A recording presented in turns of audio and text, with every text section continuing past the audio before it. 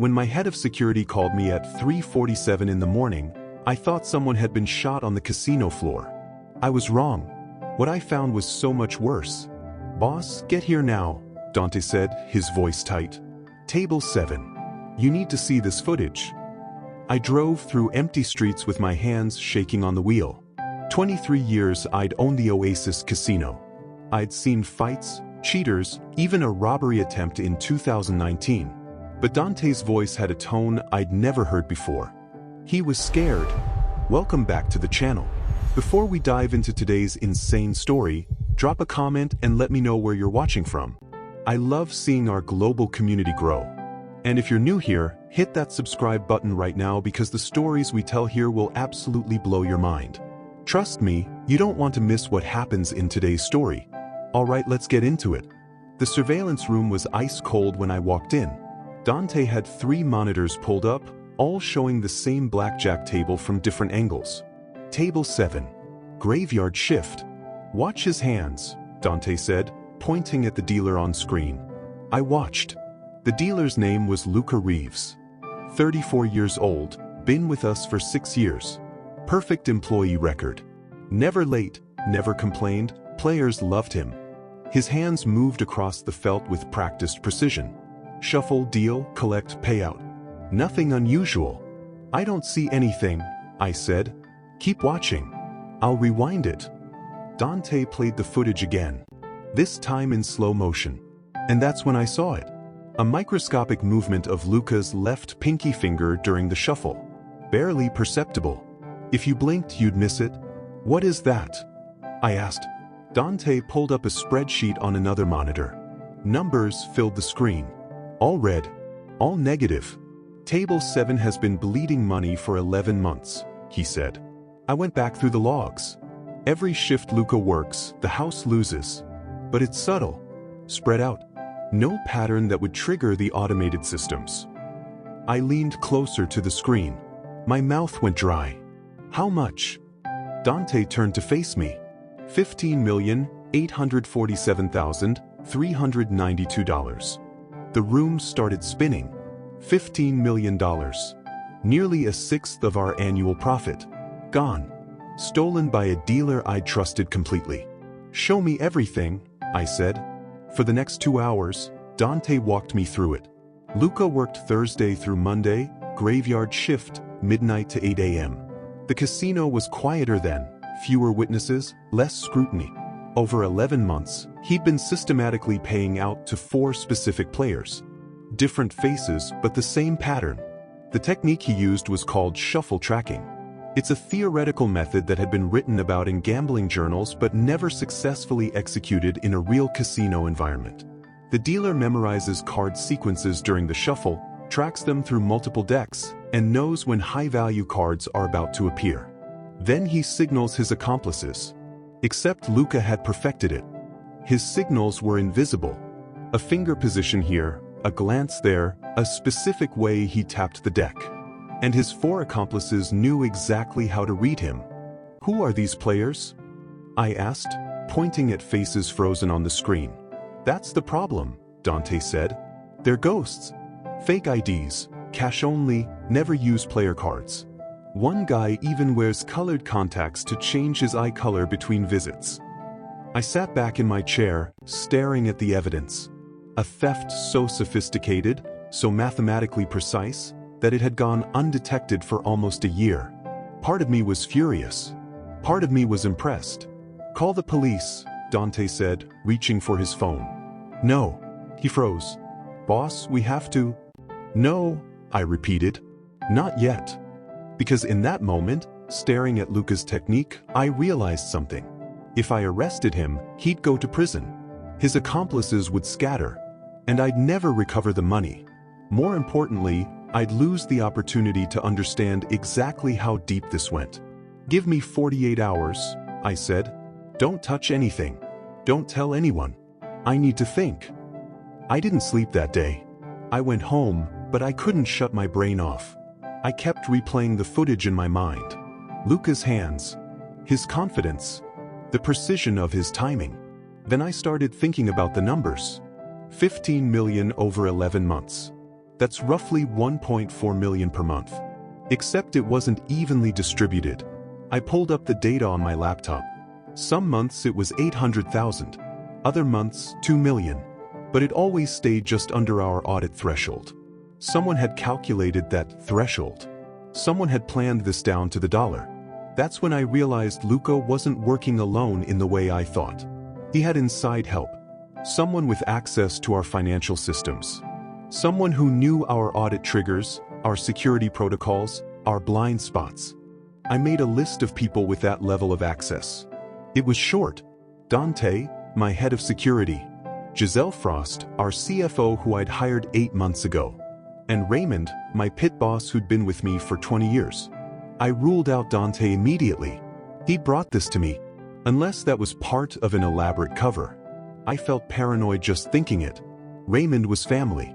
His daughter was my goddaughter. But I'd seen good people do bad things for money before. Giselle was new.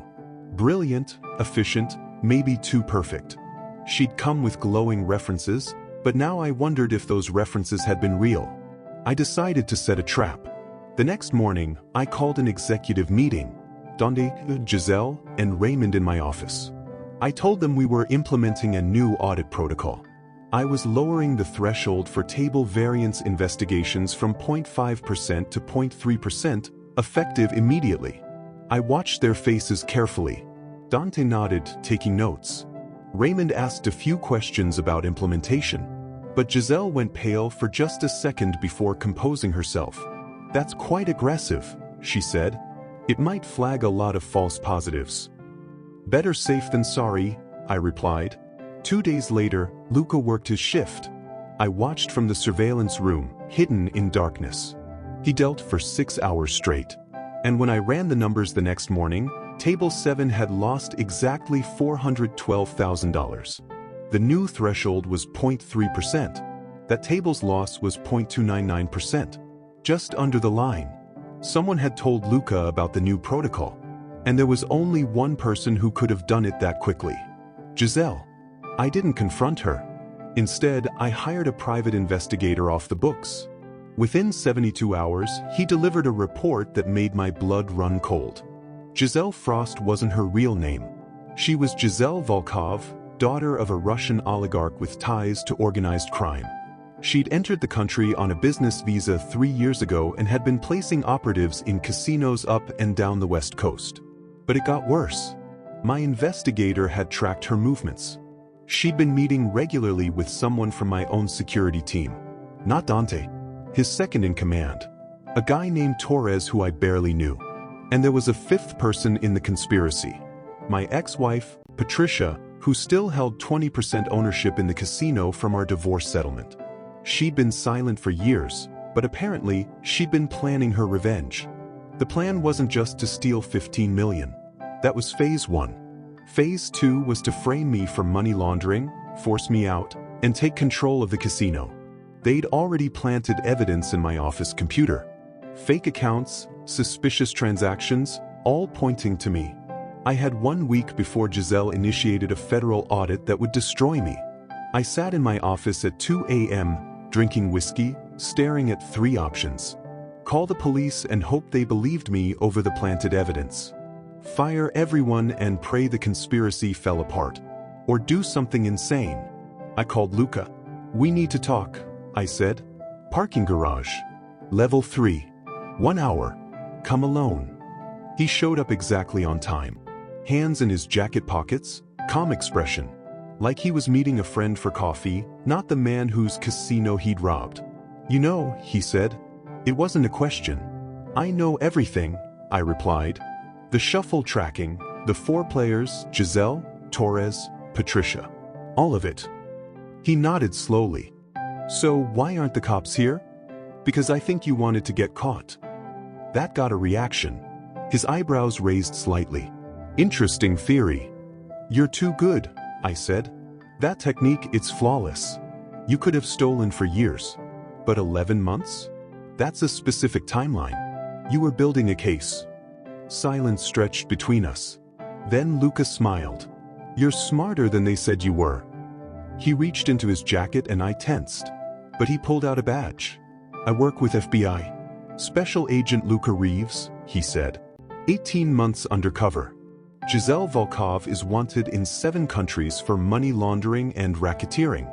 We've been tracking her network for 3 years. Your casino was her next target.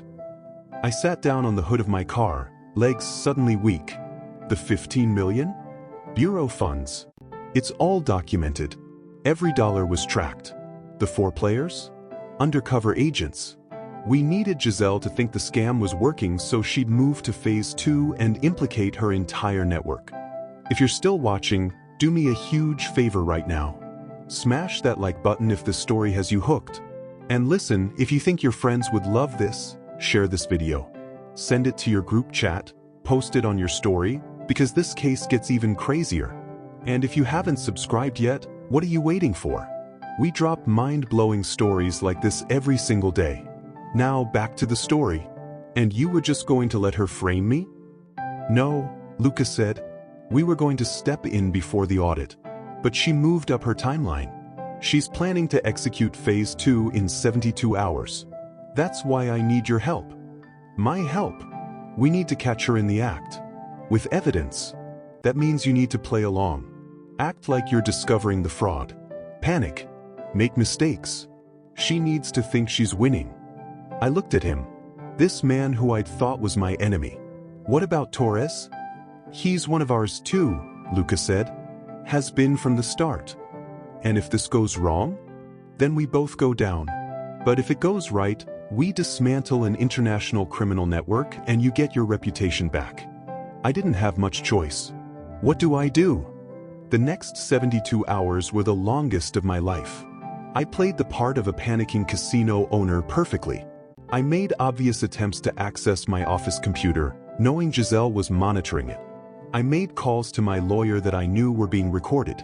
I acted exactly like a guilty man trying to cover his tracks. And Giselle took the bait. On hour 68, my car's brake lines were cut. I discovered it only because Torres had put a tracking device on my vehicle and noticed it hadn't moved all day. If I'd driven that morning, I would have crashed on the highway. That's when the FBI moved to active protection. But we kept playing the game.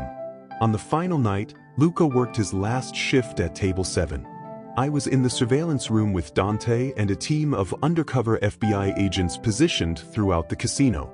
Giselle was on the floor watching, waiting for me to make a run for it or do something desperate. Instead, I walked onto the casino floor at 3 a.m. and sat down at table 7.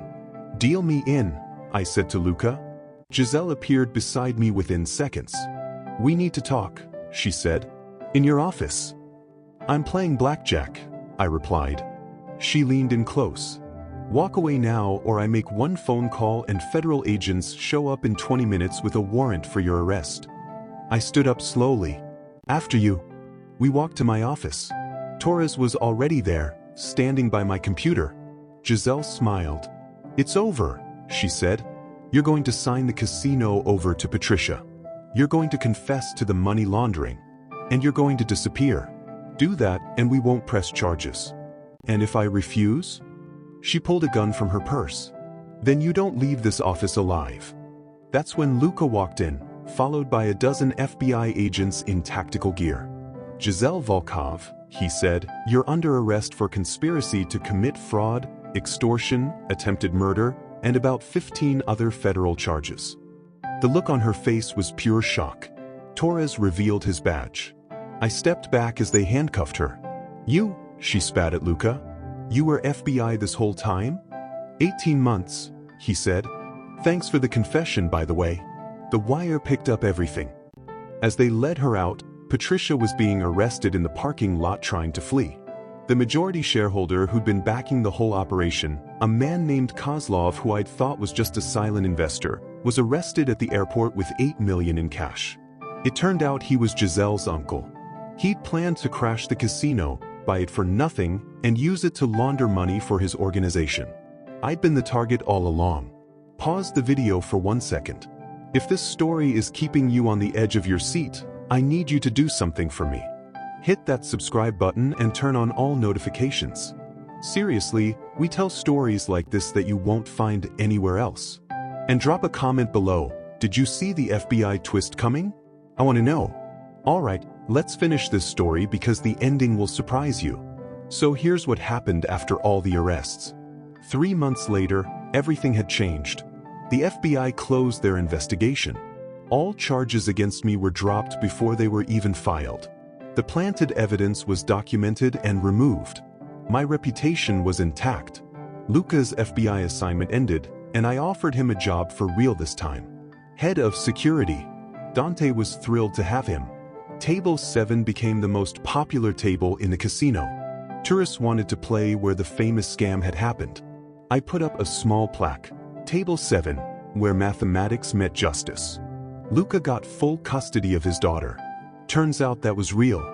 Giselle had been using his past gambling addiction to blackmail him into the undercover work, threatening to reveal it to family courts. The FBI helped him clear his record and bring his daughter home. On his first day as head of security, Luca stopped by my office. "I never thanked you," he said. "For what?" "You saved my casino." "For trusting me. In that parking garage, you could have called it in. But you listened." I poured us both a drink. "You know what I learned through all this?" "What's that?" "Sometimes the person stealing from you is the only person trying to save you." He raised his glass. "And sometimes the biggest scam is the one you never see coming." We drank to that.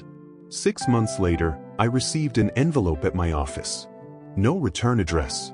Inside was a single photograph. A blackjack table at a casino in Monaco. And in the corner of the image, barely visible, was a card arrangement I recognized. The same technique Luca had used. I called him into my office and showed him the photo. He studied it for a long moment, then smiled. "Looks like someone graduated from our school." "Should we be worried?" "Nah," he said. "That's one of ours. FBI operation in Monaco. They asked me to consult on shuffle tracking techniques." "And you didn't think to mention this?" He shrugged. "Need to know basis. But I figured you'd get the message eventually." I looked at the photo again. "Is this life always going to be this complicated?" "Probably," Luca said. "But at least it won't be boring." He was right about that. I keep that photo in my desk drawer now. A reminder that in this business, nothing is ever quite what it seems. The person you trust might betray you. The person stealing from you might be saving you. And sometimes, the biggest scam is realizing there's always another game being played. Table 7 is dealing right now. I can see it on the monitors in my office. A new dealer, thoroughly vetted by Luca's team. Players laughing, winning, losing, having the time of their lives. They have no idea what happened at that table. They don't know about the $15 million scam, the FBI sting, the international conspiracy. They just know it's the luckiest table in the house. And maybe that's the biggest scam of all. Because in a casino, everyone believes in luck. They believe in chance, in fate, in the turn of a card. But the truth is simpler and more terrifying. Every game is controlled by someone. Every shuffle has meaning. Every win and loss is part of a larger pattern. You just have to know where to look. I learned that lesson the hard way. But I learned something else too. Sometimes the person dealing the cards is the only one who knows the truth. And sometimes, if you're very lucky, they'll let you in on the secret. The question is, are you ready to know? Because once you see the game behind the game, you can never unsee it. You'll notice the patterns, the signals, the micro-expressions. You'll understand that nothing in this world happens by accident. Every scam has a counter-scam. Every play has a counterplay. And every dealer, eventually, has to show their hand. Luca showed me his. And it saved my life. Now I watch the tables differently. I look for the patterns, the tells, the impossible precision that suggests something more is happening. Most nights, I don't see anything. But some nights, just before dawn, when the casino is quiet and the graveyard shift is ending, I see a dealer's hand move in a way that's too perfect. And I smile, because I know what it means. The game never really ends. It just changes dealers. So what did you think? Did this story blow your mind? If it did, you need to check out the video I'm putting on screen right now about another impossible casino heist that'll leave you speechless. And don't forget to subscribe because tomorrow's story is even more insane than this one. I promise you don't want to miss it. Drop a comment, let me know what you thought, and I'll see you in the next video.